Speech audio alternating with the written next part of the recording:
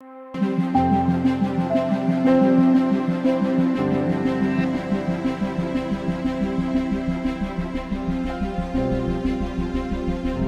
right, everybody, welcome back to another episode of the Player B podcast. My name is Marcus Mercer, as always, joined by Rob Blevins. Rob, how we doing? Doing well, sir. How about yourself? Can't complain. You know, it's Yeah, we're sitting here. It's the week of Christmas, so got I know. got some things to look forward to, and hopefully everybody's enjoying their holidays and seeing some family and avoiding this COVID bug that seems to be going around that's hitting I everybody all at know. the same time. I So, know. but so we have a special guest today. We are joined by Yes, we do. Alex Napier. Alex, how are you? Good. How are you guys doing? Good. Good. We're Good. doing well. We're excited to have you on. I'm intrigued and excited to hear your story a little bit. I've followed you on Instagram and I think you kind of have a little bit of a unique story in golf or outlook on golf, and kind of excited to hear a little bit more about that. But I won't take too much time because I want you to maybe give us your background a little bit. But you're a Cincinnati guy from Ohio, so that's kind of our running theme as we've been talking to a lot of folks from Ohio. Scoop up some Ohio guys here. Yeah. So yeah, but Cincinnati guy has moved around and is now in Destin, Florida. But excited to hear your background and maybe tell us a little bit about history, how you started playing golf. Did you play as a kid growing up, and kind of where the game has taken you, and maybe some of your experiences, that have led you to Florida. Yeah. So, like you said, I'm in Destin, Florida now, from Cincinnati, and I didn't start golfing until about a little over 6 years ago. Finally had the time and the money to pick it up after college and after working a little bit, and decided to get back into it as a way to just kind of relieve stress and get outside, get some fresh air. My profession is actually in law enforcement. So I worked night shift and needed a way to get out and get some vitamin D. So I had several guys on my squad that were golfers. So we would get out and play on our days off. So that's kind of how I got into it. So yeah, in 2018, my wife and I moved from Cincinnati to Japan. She's active duty Air Force. So we moved to a base just outside of Tokyo, about an hour outside of Tokyo. And we were there for 3 years. And then this past summer in June was when we moved back to the States, and we're now stationed at a Air Force base down here in Destin, Florida. Wow. So I knew a little bit about being in Japan, and I guess we'll get to that. But hearing you say that you kind of picked up the game 6 years ago is pretty amazing, because I've seen some of the scores you've been posting, and you're a pretty good player, especially for somebody that has picked up the game within the last 6 decade. years ago. Yeah, that's impressive. But yeah, thank you. I guess the 3 years that I had in Japan basically was all just spent golfing, and up till getting here in Destin, I'm all self-taught. So just worked on the game, a lot of short game practice. That's where the scoring really happens, and same with putting. And so yeah, just slowly made my way down to those single digits. That's pretty impressive, because I've been playing the game my whole life, and right. I think I was texting with Rob the other day and looking at some of my stats on the handicap app, that Gin app that I use, and I showed exactly zero sort of any improvement in any of my stats, fairways, green, all that stuff. So to see that progress that you've made in 6 years is pretty awesome. But so when you say self-taught, I mean, did you pick up the game and just go to the driving range? Were you watching videos on YouTube? Were you following folks on Instagram? Kind of how did you I guess I don't want to say get to where you are today, but how did you kind of learn the game and learn the swing and all that kind of stuff? I don't want to say later in life, but some people pick it up as a kid and they just progress their life. But how did you kind of learn your swing, I guess is the best way to say it. Yeah, so I mean, I toyed around a little bit when I was in high school because we grew up right next to a course, and my best friend growing up worked over there. So in the summers, I'd go over there and like the late evening after things were kind of closing down, and we'd just hack around. So that's kind of like where I got my interest in like, oh, like this is kind of fun. So then mid-20s, finally had the time and money to pick it back up. And yeah, I just watched a lot of YouTube videos, just played around and figured out what works, what doesn't.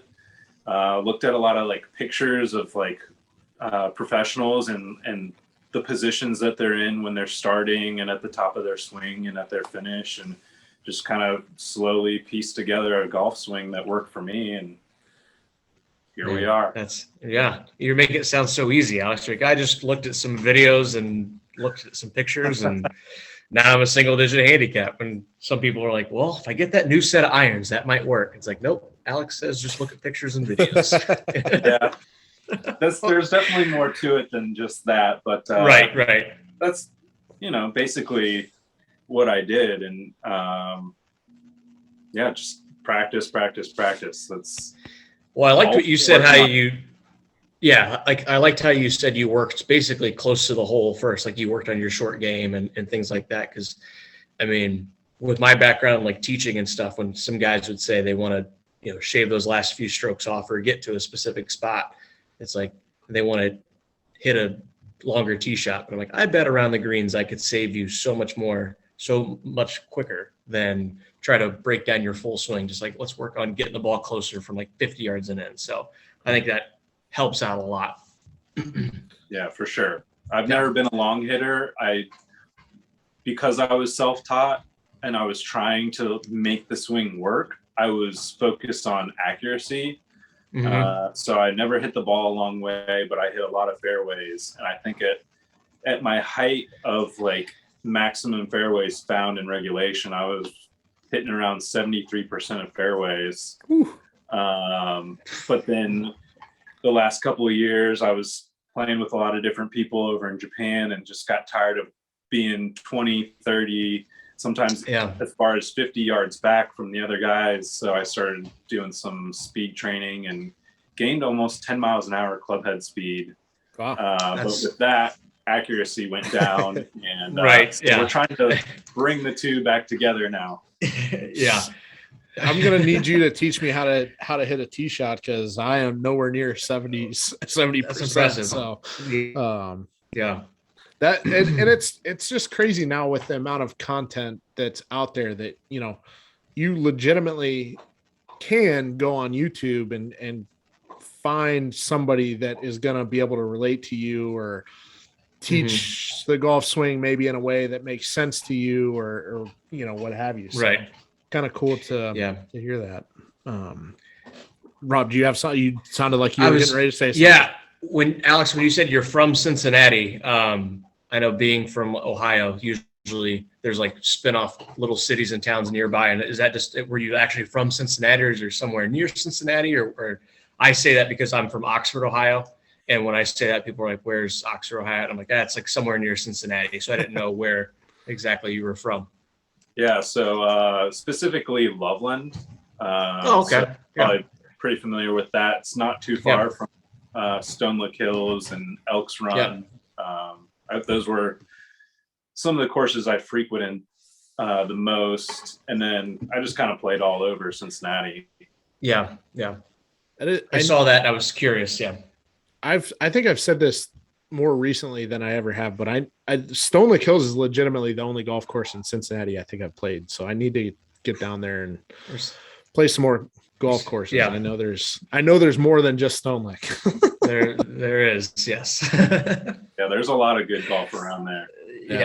Yeah. So, so the one thing that you mentioned that I think I'm interested to hear about most is you mentioned you were in Japan for a few years, and I think I started following you while you were living in Japan, and saw that you were from Cincinnati, living in Japan, playing golf, and I was like, holy cow, this is pretty cool. So I guess talk to us about playing golf in Japan. What's it like? Is the golf culture different over there? The golf course is different. What's that experience like?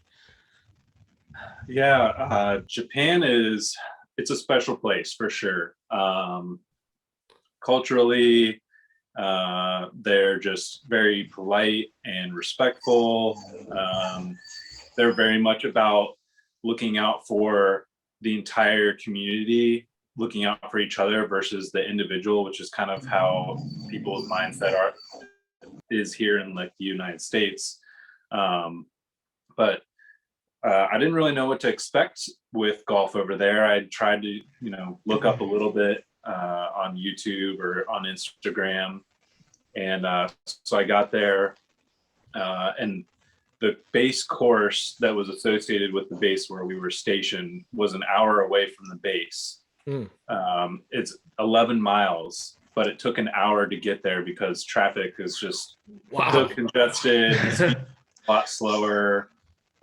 Tons of pedestrians and traffic lights. So, and I would put in about 150 rounds a year. So I was making that hour trip there and an hour trip back multiple times a week, just to get to the golf course. Wow. But the base course itself was very much like your average American course. Just had like that public feel of you show up, you go in the shop, you pay, you go out, warm up, you hit the course, you go home. The one thing that was kind of unique that I found with most golf courses in Japan is they've got 2 greens for every hole. And they're usually a different type of grass, and they'll kind of rotate different times of the year. So like the base course had bent grass on one green and zoysia on the other. And so in like the summertime, when it's getting really hot, the bent greens would start just needing a break. They were starting to fry. Yeah. So we'd switch over to the other greens, give the bent greens some time to rest. And so that was very unique. Yeah, that's interesting. I've never thought about that. Yeah, that's pretty, because you could give greens a break through like water or like pin locations, like let's like cut the traffic off one way, but to have a completely different type of grass is, like you said, that is pretty unique and pretty cool. So depending on the time of the year, you're playing different greens you're playing hole number 1 in August, you may be playing a different green for that hole than you would be in October-ish. Yeah, exactly. Wow. The only thing, it really throws you off when you're on the bent greens, which are super quick, or vice versa, and then you switch the next day, you're on the other green. They roll completely different. There is one course here that I've only played one hole that I could even kind of relate to that, and there's a hole at Jefferson Country Club here in Columbus that, and I don't even remember what hole it was now. It's been a few years since I played it, but depending on what tee box you play, there's a green that goes around a pond. So depending on what tee box you play, that determines which pin you're shooting at. So in a way, it's kind of 2 different greens, but that's crazy. I don't think I've ever heard of that before. So no, that's interesting. Yeah. But so you mentioned, the culture over there is a little bit different. Everybody's very polite, and is the golf culture different than it would be here in the US? Is there, is it, you hear a lot about over in Europe, the courses are much more accessible to the public and things like that, where, most of the public, or most of the great courses in the US are all private and things like that. What's the culture like over there, I guess? Yeah. So, the majority of golf courses, I would say, are public, but they have this feel of being private. Golf is kind of, I wouldn't say held on a pedestal, but just like held as this like experience, like something to be special and like truly cherished. So you show up to a golf course. This is just my experience for the first course that I played that was not just a base course. If you will, it's my first like Japan golf experience. Okay. It was Harunanomori Country Club up in Gunma, Japan, and it's a Jack Nicklaus design mountain course. And so generally, like most other courses, you pull up and they greet you, they get your clubs out of the car, you go park, you go in, you check in. And what's different with golf in Japan versus the States is you don't pay for your round up front. They take your name, your phone number, and they give you a little book, like a scorecard book with a key, and you get a locker for the day. So you almost feel like a member there. Yeah. And you go in, you change your shoes, all that. Couple of the fancier ones, like they require you to wear a sports coat. So you go in and you get warmed up, and you go to your cart, and your clubs are there loaded up, ready for you to go. And then generally they're trying to maximize the amount of people that they can get off in one day. So they've got people going off on both sides. And a lot of courses have golf carts that are on a track that don't leave the path, and they only go a certain speed to kind of regulate pace of play. So you play your 9 holes, and they actually make you stop to eat in between your 9 holes at the turn. And it's not just like a hot dog or something like that. Like it's a full-on meal. So you got ramen or whatever they're serving, and you eat this big meal, you have a beer, and then you have a second tee time for your second 9 holes, and you go out and you play your other 9 holes. And then at the conclusion of your round is when you end up paying for everything. Okay. So it's just very different. The pace of play is much slower, and it's seen as a full day experience. Whereas in America, people are trying to get in, get out, play as fast as they can. In Japan, you need a full day. Yeah. Which, to your point, I mean, I see both sides of to play. Like you want to play quick, but at the same time, Alex, like you're saying, like the experience is to get out there and be outside and like probably be with your friends or your family or whoever you decide to golf with. And it's always alarming how many people want, like, I want that first tee time and I want to be done in 3 hours. It's like, well, then why did you do this? Like it's like you want to hurry up and go golf and then hurry up and be done with it. It's like there's times where it's too long, and then there's times where it's like, no, just enjoy being outside, enjoy the weather, enjoy the experience. So that's kind of cool that over there they're not like rushing you, even though they're trying to get as many people out on the golf course. Yeah, I will say a 6.5 hour round is a little bit too long. I would classify that as way too long.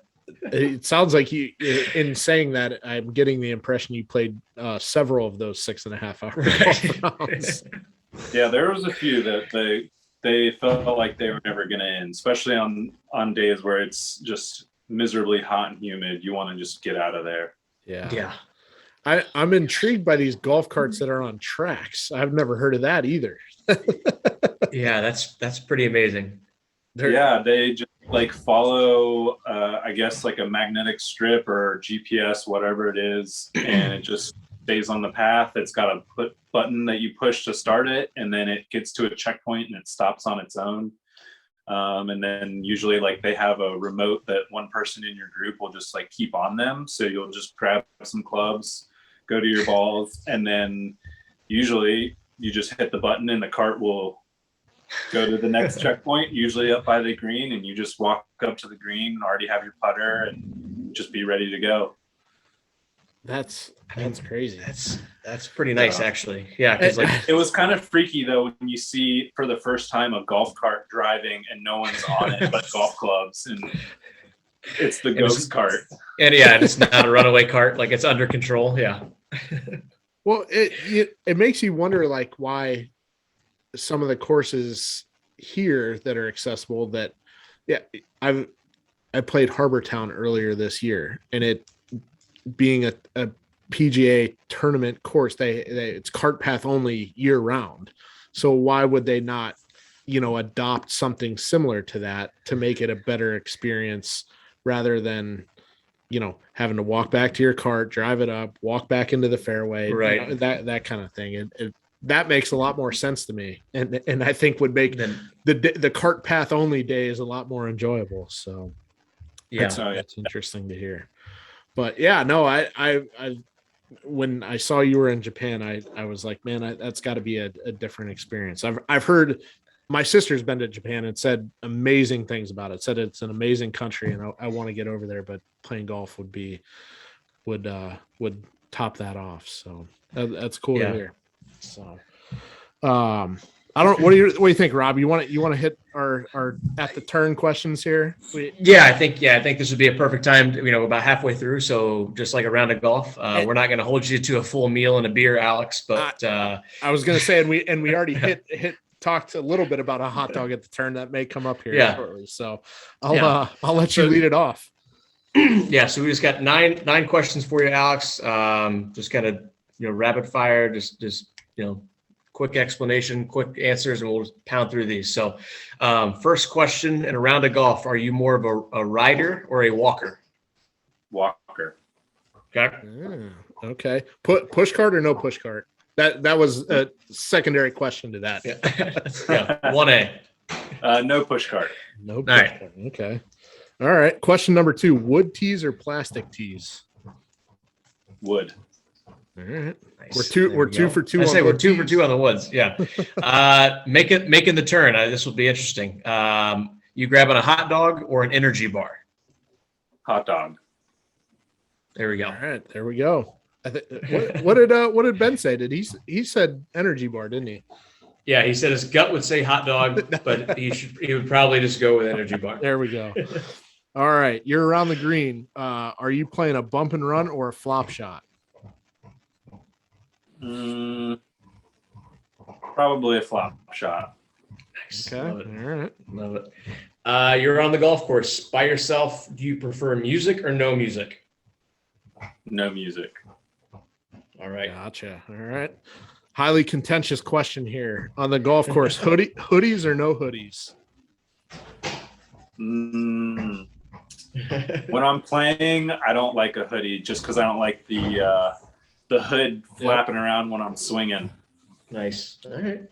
Fair enough. Irons. Do you prefer blades or cavity backs?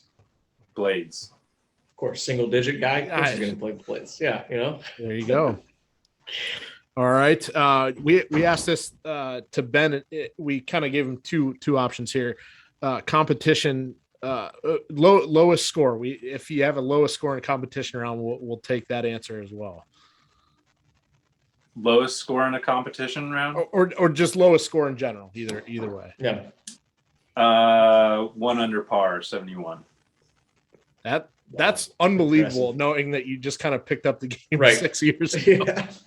That's unbelievable.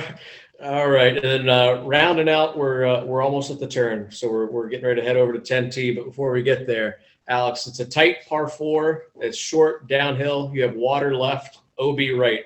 Are you trying to go for the green or lay up for safety? I'm gonna lay up.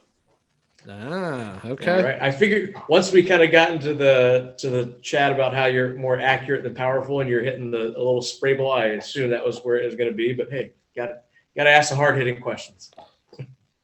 All right, I'm gonna add one more ancillary question to this, Rob. I think we could make an emergency playoff hole here. What's your favorite course you've ever played? Ooh, wow. That's tough. Yeah. I thought these were easy questions. Wood tee or plastic tee? That's got to be. And our discussion with your pullover wearing a Tobacco Road logo spawned this question in my brain. So, favorite golf course you've ever played? Yeah. Oh man. I think it's gonna have to be Tobacco Road. Not just because I'm wearing the sweatshirt either. Right. Yeah. Right.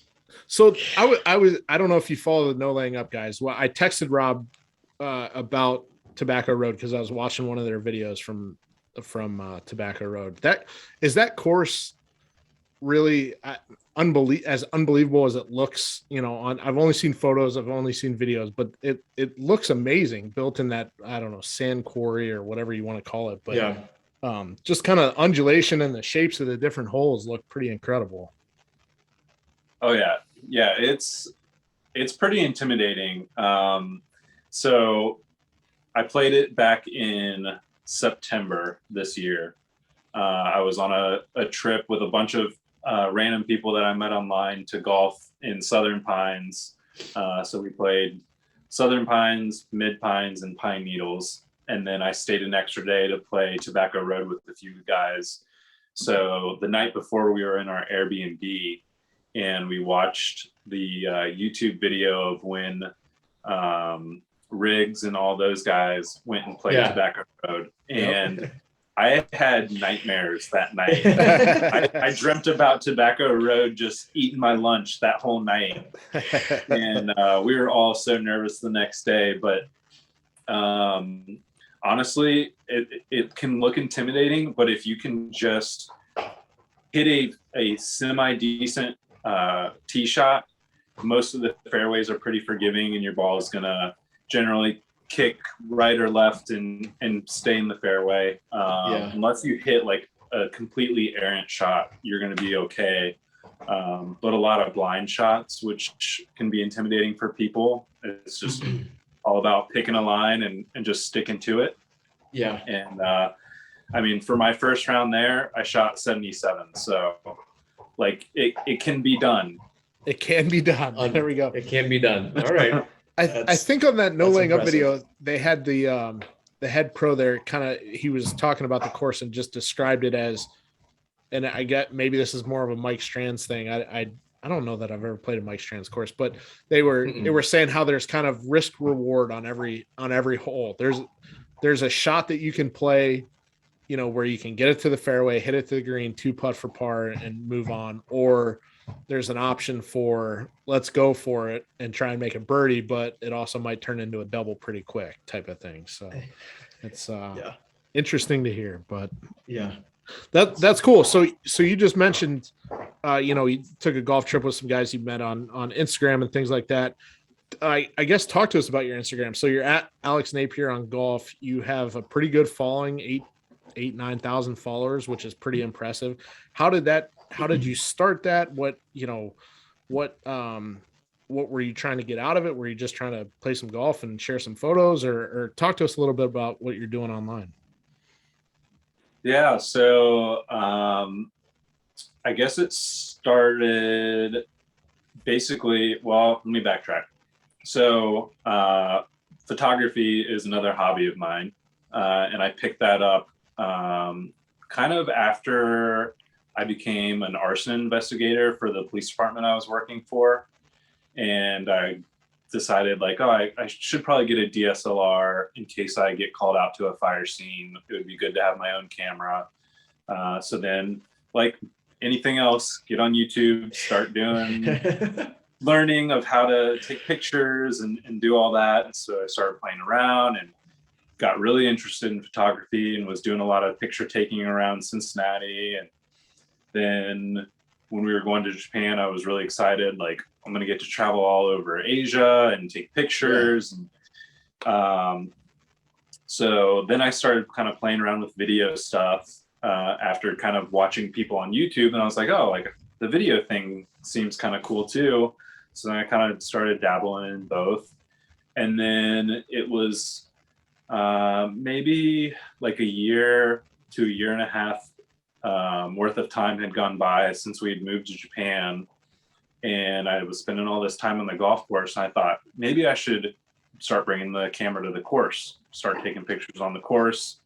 And so then that's kind of when the two hobbies came together. And when Alex Napier Golf, my Instagram page, kind of came to be. And so I just traveled all over Japan, taking pictures of different golf courses and just trying to create a portfolio. So that's kind of how it all came to be. Nice. Yeah, that's pretty cool to, yeah, just like you said, it's just like, yeah, it's like a hobby. I should probably, when it came together, especially because like we've said, if it's going to be in Japan, an all-day event, did you have any problems with taking your camera out there? Like, were they hesitant, or do they just not really care about the fact that you were doing that? Because I mean, it is an all-day event. I didn't know if they'd be like, yeah, we'd rather you not take pictures. Like some courses in the States, you'd kind of be like, hey, we don't want you taking those pictures here. Like we've had some photographers on before where they have to ask permission to take some of the photos. So I didn't know if you had any hurdles that you had to kind of jump over or get through as far as that went over there. Not that I can recall. There was only one course that I remember. It was very exclusive, kind of like the club where the millionaires and billionaires of Tokyo go and play, and they didn't allow pictures in the clubhouse, but I was able to take pictures of the course itself. Okay. But they are really, really particular about drones in Japan. So there was only like maybe two times I ever flew my drone to capture aerial photos of a golf course. And kind of just went and found somewhere as secret as I could to fly it. Not that it's like illegal there, but they're just very weird about it. And right. I forget, some YouTuber I follow had gotten stopped by the police in Japan for flying his drone and was detained for several hours in question of whether he was a spy or not. He's like, I'm just trying to get some pictures. Right. Wow. That's kind of crazy. Yeah, you don't want to mess with that. That's one thing I don't understand. Is there Michael Dennis was on here telling us about all the certifications you have to go through a flight. He's like, I'm basically a pilot at this point, all the stuff that I have to go through, but kind of crazy. But so you're doing photography. Obviously I follow you on Instagram. Awesome content you're creating there, but it looked like you're starting to do some more with YouTube. You just mentioned that as well. I guess the best way to ask this question, how do you manage creating that content, creating, photos, video content, whatever it may be, with actually going out and playing a round of golf? That's one thing I've kind of struggled with.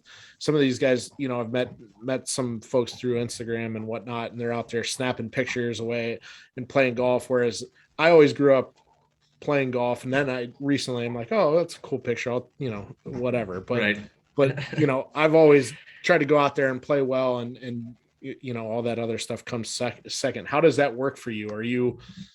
Are there rounds where you're trying to go play well, and then there's other rounds where you're trying to create content, or is it kind of all merge into one golf experience, I guess is the best way to say it? Yeah, definitely. There's those days where I'm trying to work on something and I'm focused, and so I just leave the camera at home and just focus on golf solely. And then there's those days where I bring the camera along hoping to get something, but maybe it's a midday round and the light's really harsh and just doesn't look very good. So maybe I take a picture or two. And then there's the rounds where it's a course I've never played and we're playing it, first thing in the morning. You got that nice soft morning light and I'm just running and gunning, trying to get my yardage, hit my golf shot, then go to get a picture. Oh, my buddy's getting ready to hit a shot. Oh, that's a cool background. I want to snap a shot with him. And so it's definitely a juggling act to try and focus on my round and still play well, but also manage to capture some decent pictures or video. It's hard. It's a grind for sure. Yeah. And the video thing's like a whole new level. It's one thing to just pick up a camera and snap some pictures, make sure your settings are right. It's a whole nother thing to set up your video, the angle you want, make sure everything's properly exposed. And if you're holding the camera, trying to get a shot, make sure that it's steady. Yeah. While also trying to carry clubs out into the fairway. It's a mess. Yeah. I could see that'd be tough, just to your point, you'd have to almost maybe go into the round thinking okay, this is going to be more of a content driven round, my fear would be okay, it's going to be a content driven round, but then all of a sudden I start off with like 3 birdies. I'm like, oh man, I might career it today. So I may have to just focus on the golf today. But yeah, that would be tough to think, thinking about the angles in which, the lighting is, and is just, like you said, is the camera right? Is it hitting it? Am I getting everything I want to in the shot? I feel like that would be, golf's already hard enough to think about a million variables, than to add, content and camera angles and lighting and all that. That would be just another, I don't have enough space up top to handle all that. So I'm sure there's been some times where people have, from another hole, watched what I'm doing and wonder why that guy's like running down the fairway and trying to like keep pace. Yeah, it's funny. I think I'm sure I've told this quick little story on here, but we played a what do we call it, Rob? The Instagram Ohio Ryder Cup, Ohio Johnny and a few Michael Dennis and a few other guys that are on the Instagram here in Ohio put together a little Ryder Cup match in Columbus versus Cleveland, and it was a bunch of fun. But if you don't follow Michael Dennis, give him a follow. But I have to give him props because he was hitting shots and putting his club in the bag and immediately grabbing his camera. And I looked over, he was in the group behind us. And at one point he was laying like in the prone position on the ground next to the golf cart, taking photos of all the guys in his group, hitting shots and whatnot. So I'm like, man, that's dedication. Yep, I can relate. Yeah, working for the shot. It's pretty funny, but yeah, I mean, so I don't know what's next. Is the Instagram and YouTube channel, is just something fun that kind of a hobby of yours? Are you looking to grow it and do more and create more content? What are you thinking? What's next for Alex Napier Golf? I guess like when we were getting ready to move back here, I wasn't really sure what to expect of the area. And so I've kind of just been doing the same thing that I was doing over there. Just trying to take pictures, create content. I do some brand ambassador work for numerous different brands. So I like to do product photography. But I'm not really sure at this point. Just kind of maybe hoping that there's some door that opens that I don't even know is there. Maybe a company reaches out and wants to bring me on board, and if I can work remotely and do something like that, that'd be cool. I did get a job at a golf course here locally last month. Nice. So just doing that a couple days a week, just to have that within like the golf industry through a course. So that's kind of cool. And there's talks of maybe handling social media for that course. So nice. That's another avenue that I could use my skills. We'll see. Right. Yeah. That you mentioned some brand ambassador stuff. I that was one of the notes I wrote down. So I have noticed you're a big Team Titleist and FootJoy guy, which are both brands that I love. So I love seeing that content. But how does the Team Titleist stuff work? Is that just their brand ambassador program? I was intrigued by that and didn't know enough about it, I guess. Yeah, so Team Titleist is just open to anyone, really. You just go to Titleist's website and you can sign up. There's discussion boards about all kinds of different topics, equipment, travel, putters, tour type topics. So you can get on there and discuss with other Team Titleist members. So yeah, that's basically what Team Titleist is. They usually hold different like virtual learning sessions about like golf balls or wedges, irons, just kind of teaching people. And they usually have like a certain number of slots where people can sign up and join and listen to professionals talk about the topic. Nice. Interesting. That way you're at least familiar with, that's their way of kind of educating the public, what's coming out the pipeline, what their ball does, what their irons do, that type of thing. That's cool that they have that stuff, and it's like you said, open to the public. You just register and get your spot in. So, you got the platform, Alex. What other brand ambassadors are you working for? I mean, feel free to plug away. Yeah, absolutely. This is a platform that thousands of people listen to this. Yeah, so Titleist, FootJoy, Sun Mountain Sports, Shot Scope. They have like the GPS watches, pinned rangefinders, and Lag Shot. It's a swing training aid. Those are it right now. Rob's like familiar with Lag Shot. I know. I got the club, and I just have not been. I'm terrible at that. I just haven't been that social media savvy, but I haven't got a chance. Once I got the club, I think I did like 1.5, 2 range sessions with it, and just didn't get a chance to really post much. So I got to get on that. I want to get on that this winter. I got an indoor facility that I do work on, so I'm like, I could probably do it there. But yeah, it's a pretty cool club. I mean, it's pretty interesting, and it definitely takes some getting used to. But I can see the validity in it. So yeah, that definitely.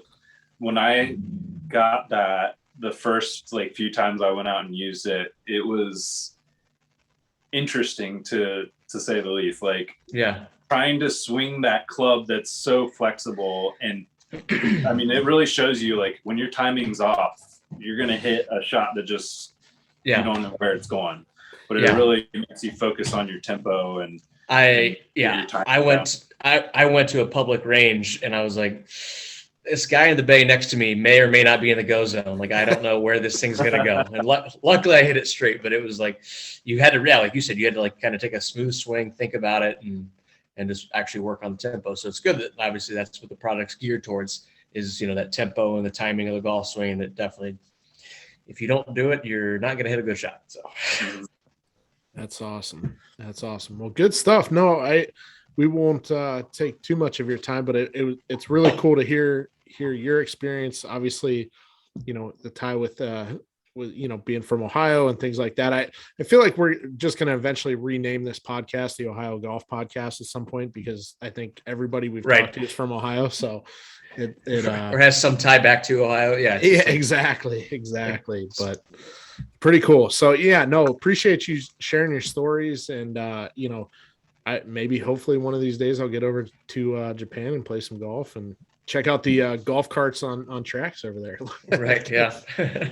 to see it. But yeah, again, I maybe tell everybody where they can find you online, your YouTube channel, all that good stuff. Where can they find you and check out your content? Yeah. So Alex Napier Golf on Instagram, Twitter, and YouTube. I do have a Facebook page, but I don't know how many people still use Facebook these days. I think it's more just for keeping up with family and friends, but yeah, for sure. Come give me a follow. I'm trying to get more into the YouTube video side of things, but like I said, it's difficult trying to balance golf and pace of play and trying to capture that sort of thing. But maybe reserve that for more of the special occasions of traveling to different golf courses. And I do have a bucket list goal of playing in all 50 states. So there you go. That's one thing where I'll for sure be videoing those different rounds. I set that goal for myself last year as well. Excuse me. And that's a hard goal to accomplish. I mean, I looked at how many states I had played golf in when I started this at the beginning of 2020, and I hadn't played in that many. And it's one of those things where it's like I travel with my wife, and she's like, "Oh, bring the clubs you can get around in. Who knows when we're going to be in Montana again?" But then it's like, well, do I spend an entire day of our 4-day trip playing a round of golf? So Well, it's one thing to even say you've been to every state. Well, exactly. Yeah, like, I mean, so it's you're pretty well traveled if you're like, I've been to all 50 states, and then to say I've played golf in all 50 states. That's where it gets bumpy. Yeah, exactly. Yeah, but Cool. Well, good But stuff. yeah, Alex, yeah, thanks for coming on. And yeah, hopefully this is the first, but definitely won't be the last. So we'd love to have you on, whenever you got anything to talk about or just want to get on and shoot the shit. And when you get back, platform. If you ever get back to Ohio, look us up. We'll get around to golfing. So exactly. Definitely. That would be good. I don't know about the winter months. I don't know. It was the coldest it's been since I got here today. It was around 50 degrees, and that already is starting to feel too cold for me. That's degrees in Ohio, and people would be busting out the quarter zips and asking who wants to go play the December round of golf. So that's cold for you. Yeah, exactly. I'd be on the first tee, no problem in that temperature. So exactly.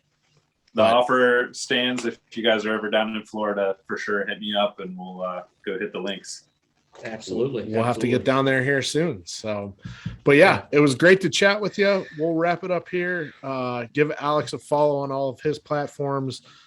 Be sure, if you're listening to this podcast, to hit subscribe. We'd love to make sure you hear every episode, and give us a follow on Instagram at Player B Podcast. Got to make sure I plug the podcast. I butchered that the first 2 times around. And at Club Tour Ohio for Rob, and at Punch Out Golf for myself on Instagram. But thanks again, and we'll chat. Maybe not next week because of the holiday, but we'll chat soon, shortly. So. Absolutely. All right. Adios.